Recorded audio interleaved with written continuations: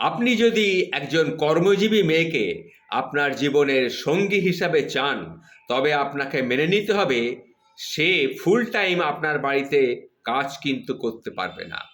আপনি যদি একজন গৃহিণীকে আপনার জীবনসঙ্গী হিসাবে চান, তাহলে আপনাকে মেনে নিতে হবে যে সে আপনাকে আর্থিকভাবে কখনোই সহায়তা করতে পারবে না।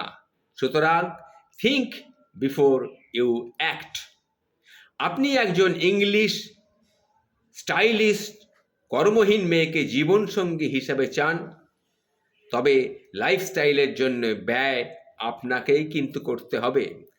আপনি একজন সাধারণ মেকআপের স্তরে মুখ ঢেকে না রেখে এই রকম একটা মেয়েকে বিয়ে করতে চান, তবে আপনাকে মেনে নিতে হবে তার মুখের ছোট ছোট ব্রণের দাগ কিংবা গর্ত দেখে আপনি কোনোদিন তাকে বলতে পারবেন না তুমি ওই স্টাইলিস্ট মেয়েটার মতো নও কেন।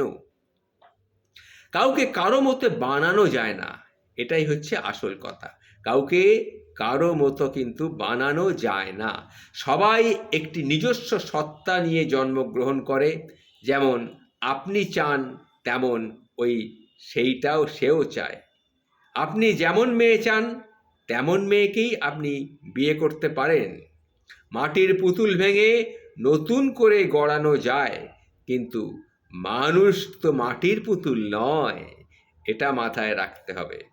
একই শরীরে আপনি করিনা কাপুর, জেরিনা, মিশেল ওবামা, সিদ্দিকি, কবির সবাইকে তো চাইতে পারেন না, কারণ আপনি নিজেও একই সাথে শাহরুখ খানও নন, বিল গেটসও নন, টমি মিয়াও নন। এটা মাথায় রাখবেন। নমস্কার।